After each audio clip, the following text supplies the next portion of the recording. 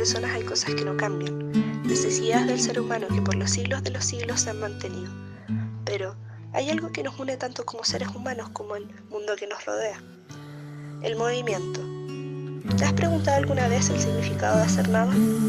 Claro, puesto que uno nunca está en stop. Si algo está más que claro es que siempre hay movimiento. Nosotros como seres humanos vivimos en la actividad física, el movimiento corporal como expresión humana, desde siempre, desde el comienzo de los días. Pero para entender esto, tenemos que hablar un poco sobre la historia del movimiento corporal como expresión humana.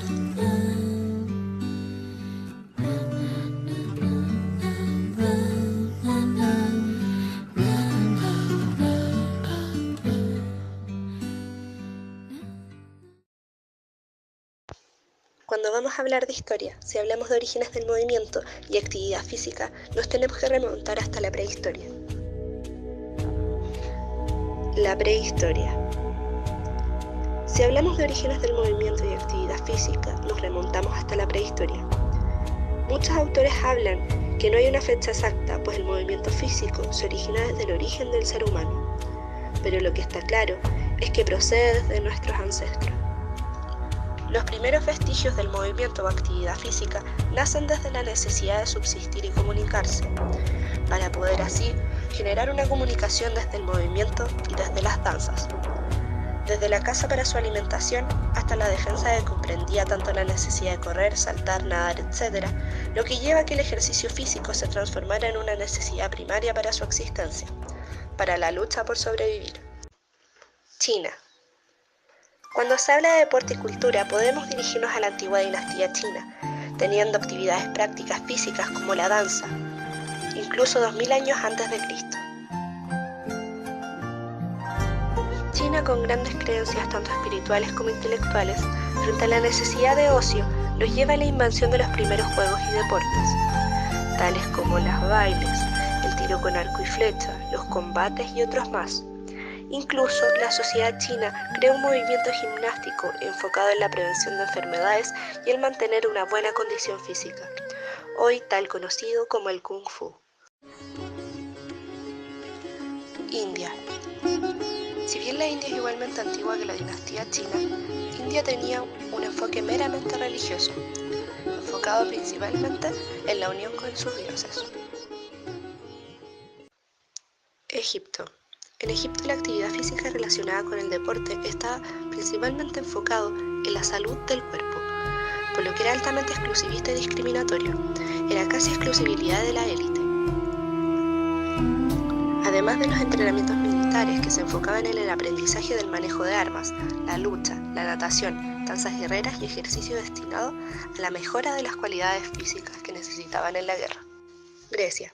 Para los griegos era sumamente importante la integridad y el equilibrio de tanto físico como lo espiritual, además de lo intelectual, por lo que se puede evidenciar a famosos filósofos, matemáticos y científicos que fueron grandes atletas, como Pitágoras, Aristóteles, Platón, entre otros, llevado así por la idea helénica de la perfección física. Los Juegos Olímpicos datan del año 776 a.C. Nacen como ofrenda al dios Zeus, con características religiosas y deportivas, donde deportistas, luego de prepararse por largos periodos, competían en diferentes pruebas, tales como el lanzamiento de disco, de jabalina, carreras y entre otros más. El ganar los Juegos Olímpicos era señal de gloria, además de ser observado tanto como héroes como semidioses. Roma. Roma utilizaba la actividad física con el fin de entrenar buenos soldados para las próximas invasiones o guerras. Las instalaciones que se utilizaban para la actividad física fueron las termas, el circo y el anfiteatro. Los romanos mantuvieron de los griegos la idea de la educación física y como ellos utilizaron los gimnasios. Sin embargo, el sentido fue otro. Principalmente su objetivo fue el del espectáculo público. Posteriormente, en el periodo helénico, el deporte se unió con el sentido religioso y nacen las luchas de gladiadores, que fue generando en la plebe una idea a los vencedores, que transformó la arena de lucha de gladiadores en un arma política. La Edad Media. En la Edad Media, el desarrollo físico queda en un segundo plano, puesto que la importancia para ellos era el desarrollo espiritual. La actividad física tiene como propósito principal el entrenamiento de los hombres para la guerra y la caza con exclusividad para la nobleza, y en el pueblo se practicaba el lanzamiento de martillos, además de algunos juegos de pelotas. Por lo tanto, se puede señalar que durante la época de la educación física se separan dos ramas, la caza y deportes de combate, que se realizan torneos y justas, y los juegos de pelotas y deportes atléticos para el pueblo. El Renacimiento. El Renacimiento comienza en Italia en el siglo XVI, caracterizada por la renovación de las ideas y perspectivas de la tan aclamada cultura griega.